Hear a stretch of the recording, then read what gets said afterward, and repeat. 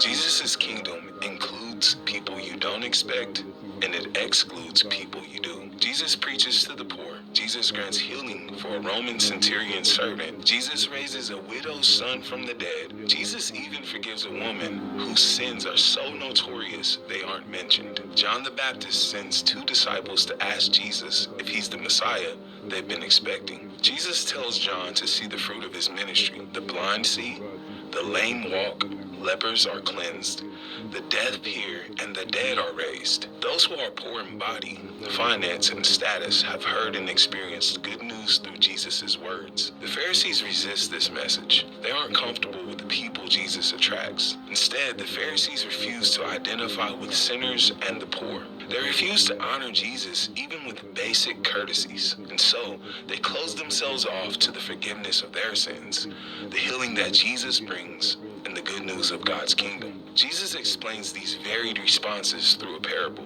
Jesus is like a farmer, sowing his seed generously. Jesus lavishes this seed across sidewalks, rocks, weeds, and fields. Everyone receives this good news, but not all accept it. Many hear and receive the word of Jesus with joy, but others are too proud to admit they need Jesus' good news at all.